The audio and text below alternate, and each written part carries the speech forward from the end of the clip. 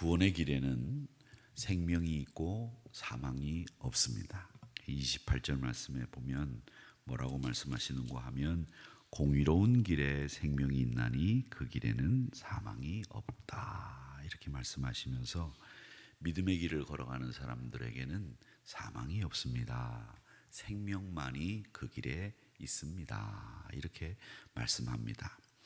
우리가 나중에 부활하게 되는 그날 사망이 삼켜지고 승리를 노래하게 될 겁니다. 기쁜 낫으로 다 모든 사람들을 만나 뵙게 될 텐데 우리의 믿음의 걸음은 제가 볼 때 이 부활의 날에 다 발자취들이 이렇게 남아서 많은 사람들이 이렇게 뒤돌아보면서 그것을 즐거워하고 기뻐하고 추억을 생각하듯이 그렇게 우리의 기쁜 추억들을 많은 사람들에게 이야기할 거다 이런 생각이 듭니다. 어제 예배를 마치고 난 뒤에 책상에 있는 이 사진들을 쭉 정리하다 보니까 제가 전에 교회 부임하던 사진 그리고 또 그 전에 교회에서 사역을 하던 사진들이 쭉 있더라고요. 다 정리를 해서 핸드폰으로 사진을 찍어가지고 우리 가족들에게 쭉 돌려보게 했습니다. 그랬더니 많은 가족들의 이구동성이 야, 세월이 이렇게 흘렀구나 저렇게 흘렀구나 막 이런 얘기들이 나오더라고요. 근데 그걸 생각하면서 오늘 말씀을 이렇게 보면 우리가 부활의 날 아침에 우리 주님과 함께 서서 우리가 걸어왔던 그 믿음의 여정을 이야기 나누고 또 서로 기쁨으로 그때는 그랬을 거야 그때는 저랬을 거야 이런 얘기를 하면서 기쁨을 나누는 시간이 꼭 있을 거다 이렇게 생각을 합니다. 그때 여러분들에게는 더 많은 좋은 이야기들이 있을 거라고 생각이 되는데 이 솔로몬의 묵상집 이 잠언은 우리가 믿음의 길을 어떻게 걸어야 되는지 그걸 쭉 설명을 해두고 있습니다. 그러면서 나중 후일 우리가 믿음의 여정을 추억할 때 그 추억할 때 우리에게 어떤 기쁨이 있을 것인지를 다 알고 그렇게 쓰신 글들이기 때문에 여러분 이 잠언에 나오는 이야기들을 잘 가슴에 담아두면 후일에 여러분들의 기쁜 추억이 될 거라고 저는 확신합니다. 자, 그러면서 이 생명이 있는 구원의 길, 믿음의 길, 공의로운 길에는 무엇이 있는가 이 말씀을 합니다.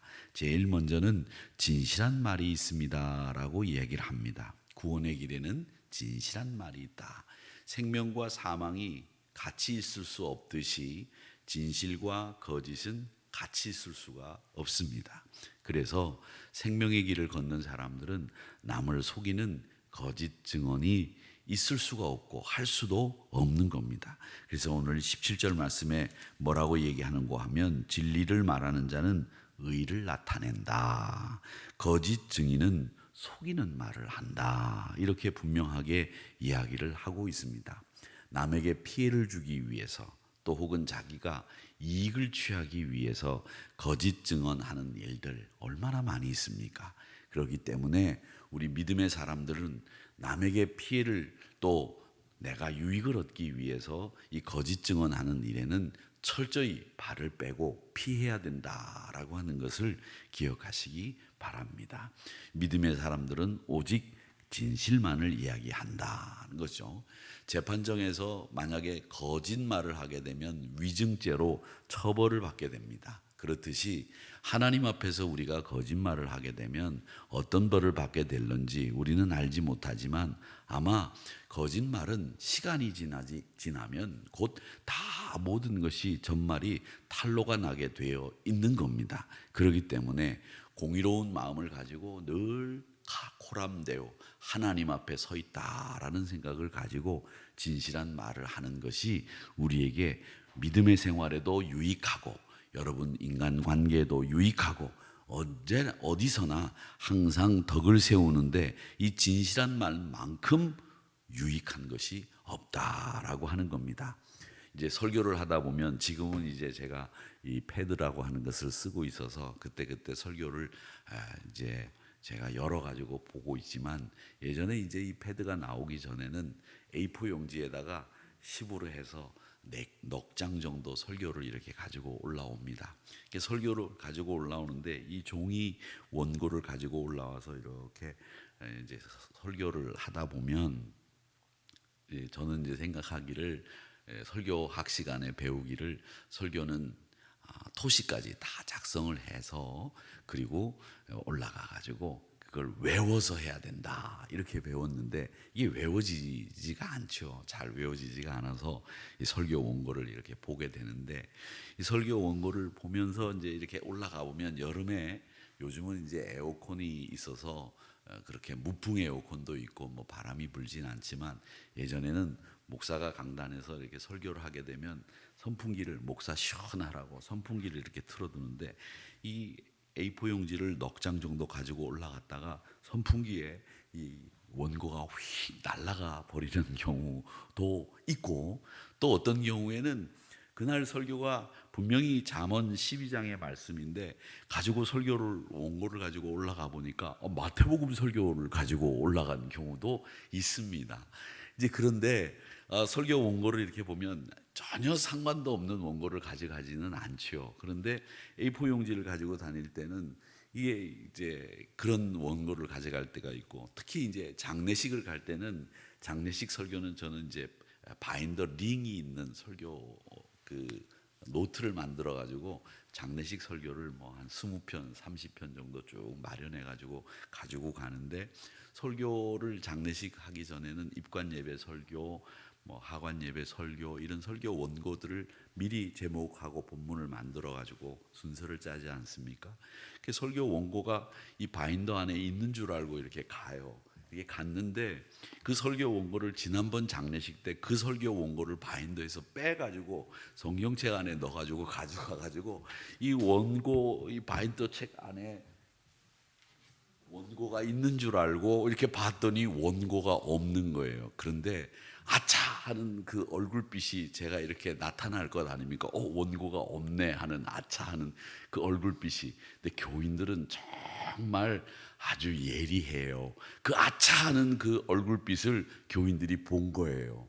그래서 장례식 설교가 다 끝나고 난 뒤에 한 교인이 저한테 오더니 귀에다 대고 목사님 오늘 요한복음 14장 설교인데 데살로니가 전서 설교를 하셨어요. 원고 없으셨죠? 이렇게 벌써 저보다 원고를 본 것처럼 정확히 알고 계시더라. 그래서 제가 그때 원고가 지금 없습니다 라고 말을 하고 설교를 시작하는 게 나았을 텐데 라는 생각을 한 적이 있습니다.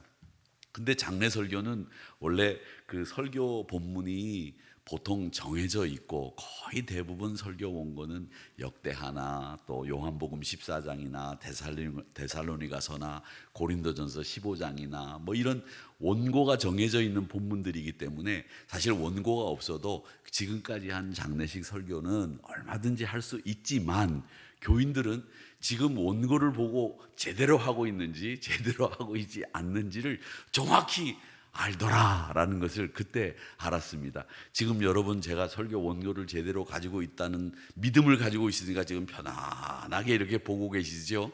만약에 제가 설교 원고를 제대로 보고 있지 않고 원고가 없는데 지금 설교한다 그러면 우리 목사가 언제쯤 실수를 할까 이렇게 생각하고 보실 수도 있을 겁니다. 그러니까 우리가 제가 생각할 때 그때 내가 아차하는 그 얼굴빛이 교인들에게 보였다. 그것을 제가 알았고 또 그게 원고가 지금 없습니다 라고 하는 이야기를 먼저 하고 설교를 하는 것이 나았을 텐데 라는 생각을 합니다. 그러니까 이거 이후로는 이제 바인더에서 원고를 뺐다가 다시 꼭 넣습니다. 그 뺐다가 안 넣는 바람에 그 바인더 노트 안에 설교 원고가 있는 줄 알고 갔다가 그런 일이 벌어졌었는데 이 감추기 위해서 시작된 거짓은 더 큰 거짓을 만들어내게 되죠. 그렇기 때문에 우리가 생명의 길을 걸어가는 동안에는 항상 진실하고 하나님 앞에 반듯한 말을 하는 것이 좋겠다라는 깨달음을 얻었던 기억이 납니다. 그리고 또 우리가 이렇게 살면서 보면 사람들에게 상처 주는 말을 하는 사람들이 있습니다. 근데 제가 그 상처 주는 말을 하는 분들의 심리를 이렇게 생각을 해봤어요. 왜 보면 개들도 이렇게 막 저녁에 낯선 사람이 오면 막 짖습니다. 짖는 것이 무서워서 짖는데요. 주인이 있으면 낯선 사람이 와도 짖지 않는데요. 왜냐하면 자신감이 있고 겁이 안 나기 때문에 안 짖는 거죠. 그런데 우리 사람들도 마찬가지죠. 사람들도 자기의 보호 본능이 있기 때문에 방어 기제가 작동을 하면 자기를 보호하기 위해서 남에게 이 자기가 하고 싶은 말을 하고 뭐 상처 주는 말을 하는데, 그 상처 주는 말을 하는 것은 자기를 보호하기 위해서 상처 주는 말을 한다는 거죠. 그래서 상처 주는 말을 많이 하는 사람일수록 피해 의식이나 내가 혹시 다른 사람에게 상처 입을 수 있다라는 이 피해 의식이 훨씬 더 크기 때문에 남에게 상처를 준다는 거죠. 왜 꽃에 가시가 있습니까? 그 꽃을 보호하기 위해서 가시가 있는 것 아니겠습니까? 마찬가지로 우리가 다른 사람들이 이 상처를, 다른 사람에게 상처를 주는 말을 하는 사람들은 자기를 보호하기 위해서 그런 말을 한다, 이렇게 생각을 하시면 그분의 말을 이해할 수 있게 된다라는 거죠. 그러니까 우리 믿음의 사람들은 하나님이 지켜주시고 보호하시지 않습니까? 그러니까 여러분, 상처 주는 말 많이 하지 마시고요. 또 남에게 더 세워주고 격려해주는 말들을 많이 해주시는 우리 믿음의 성도님들이 다 되시고, 선한 말과 바른 말을 통해서 덕을 쌓아 가시기를 바랍니다. 우리 믿음의 사람들 가운데 이 상처 주는 말을 많이 하는 분들 보면, 식당에 계신 분들이 참 이 식당이 지금은 이제 우리 교회는 이제 사무장 장로님이 내려가셔서 컨트롤을 하기 때문에 별로 문제가 없지만, 예전에는 교회에서 나오는 말의 80%는 어디서 오냐면 식당에서 옵니다. 다 식당에서 와요. 그 식당의 옆에 보면 항상 그 봉사하시는 분들이 이제 옷도 갈아입고 또 이렇게 간단하게 씻을 수 있는 방이 하나 있는데, 그 방이 모든 말의 출처 진앙지이기도 합니다. 이제 그래서 그 방은 목사가 항상 관리를 해야 되는 방이죠. 가서 들여다보고 아이스크림도 여름엔 사다 드려야 되고, 또 겨울에는 찐빵도 사다 드려야 되는 방인데, 거기에서 충성하는 권사님들이 항상 사람들에게 말을 듣는 이유는 상처 주는 말을 서로 하다가 교회 안에 분란을 일으키는 경우들이 참 많이 있었다라는 겁니다. 그러기에 우리 믿음의 성도님들, 특별히 한우리 교회 성도님들, 우리 권사님들, 장로님들은 보다 더 훌륭한 신앙을 가지고 있는 분들 아닙니까? 신앙의 연조도 깊은 분들이기 때문에 생명의 길을 걸어가는 동안에 다른 사람 아프게 하지 마시고, 항상 진실한 말과 선한 말, 덕스러운 말을 통해서 치료자의 사명을 잘 감당하시는 우리 한우리 중직자들, 우리 새벽재단에 나온 우리 교인들, 성도님들 다 되시기를 주님의 이름으로 축복합니다. 오늘 말씀에 보면 또 구원의 길에는 선한 마음이 있다고 하는데, 생명의 길을 걷는 사람들에게는 다른 사람들의 유익, 또 공동체의 평화, 공동체가 추구하는 공동의 선, 이걸 항상 염두에 두고 행동한다는 겁니다. 사망의 길을 걷는 사람들은 자기밖에 몰라요. 항상 자기의 유익, 자기 만족, 이걸 위해서 악한 것이든 선한 것이든 자기 위주로 생각하기 때문에 그게 악하다 선하다 판단할 수 있는 능력이 없습니다. 오직 판단할 수 있는 능력 하나는 내게 유익이냐 불이익이냐, 이것밖에는 없는 거예요.